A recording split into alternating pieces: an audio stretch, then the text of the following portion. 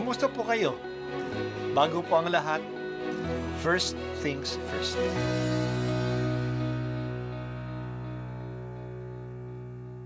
Good morning po. Sinisimulan po natin ngayon ang first things first. At dito po, tinatalakay natin sa unang bahagi ng umaga natin ay ang first readings na binabasa po sa banal na misa. Ito pong tinatalakay natin kasi madalas po marami na tayong alam tungkol sa gospel readings. Pero konti po ang nagsasalita sa first readings.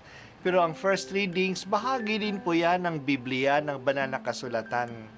Kaya susubaybayan po natin ang mga first readings, basahin po natin at kuminsan kailangan ng basahin ng 2 o 3 beses bago maintindihan kasi hindi po tayo familiar sa mga istorya at sa mga kaisipan na tinatalakay dito.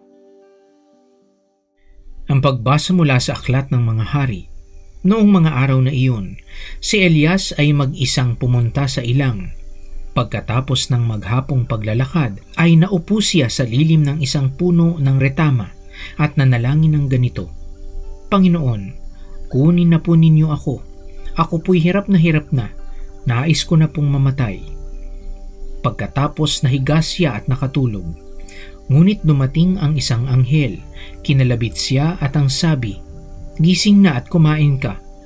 Nang siya'y lumingon, nakita niya sa may ulunan ang isang tinapay na niluto sa ibabaw ng mainit na bato at tubig sa isang sisidlan. Kumain nga siya at uminom. Pagkatapos ay nahiga ulit. Ngunit bumalik ang anghel ng Panginoon. Kinalabit siya uli at sinabi, Bumangon ka at kumain. Napakahaba pa ang lalakarin mo. Kumain nga siya uli at uminom at siya'y lumakas. Sa tulong ng pagkaing iyon, naglakbay siyang 40 araw at 40 gabi hanggang sa Horeb, ang bundok ng Diyos. Ang salita ng Diyos. Salamat sa Diyos. Si Propeta Elias ay discouraged noong tumatakas siya sa Ehipto. Napatunayan na sa bundok ng Carmel na wala ng ibang Diyos kundi si Yahweh. Siya ang nagpadala ng apoy na nilaplap ang hain niya sa altar na kanyang ginawa sa itaas ng bundok.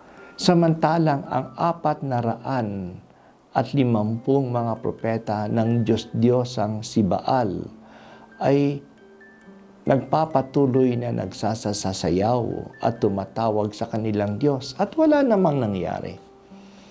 Kaya nung napatunayan na sa Yahweh ang tunay na Diyos, pinahuli ni Elias ang mga propetang ito sa mga tao at kanyang pinapatay silang lahat. Nagalit ang reynang si Jezebel na siyang nag-aalaga sa 450 mga propetang iyon. Pinapahuli niya si Elias sa kanyang mga kawal, kaya tumakas ang propeta. At dahil siguro sa pagod o sa discouragement, tumigil siya sa ilalim ng isang puno. Bahala na kung mahuli siya. Natulog na lang siya. Ginising siya ng isang anghel at pagkagising niya, nakita niya ang tinapay at tubig sa bandang ulunan niya. Kinain niya ito at natulog uli. Pagkaraan ilang oras, ginising uli siya. May pagkain at tubig na naman sa tabi niya. Kumain siya uli. Sa lakas ng pagkain ito, lumakad siya ng 40 araw at 40 gabi patungong bundok ng Horeb. Ang bundok ng Horeb ay siyang bundok ng Sinai, kung saan nagpakita ang Diyos kay Moises. Mga 500 taon na ang nakaraan. Doon binigay ng Diyos kay Moises ang batas na dapat sundin ng mga Israelita. Hindi pinababayaan ng Diyos ang naglilingkod sa Kanya. Pinalakas niya si Elias sa kanyang paglalakbay sa disyerto patungong Horeb, tulad ng pinalakas din ng Diyos ang mga Israelita sa kanilang paglalakbay sa disyerto sa loob ng 40 taon habang sila ay papunta sa Kanaan. tayo ay pinalalakas din ng Diyos sa ating paglalakbay sa buhay na ito patungo sa ating tunay na tahanan, ang langit. Ang pagkain natin sa paglalakbay na ito ay ang katawan ni Kristo na ating natatanggap sa banal na misa. Kaya mahalaga na palagi nating tatanggapin si Jesus sa banal na komunyon. Hindi natin gaano kaalam kung gaano kalayo pa ang ating lalakbayin sa buhay na ito.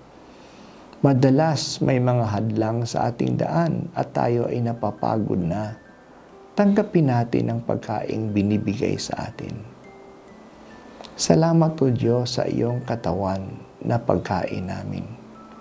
Hindi lang ito simpleng pagkain. Ito ay ikaw mismo na siyang nakikiisa at nagpapalakas sa amin.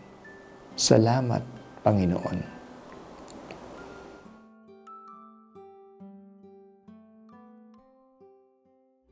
At ako po ay si Bishop Broderick Pabilio dito sa First Things First.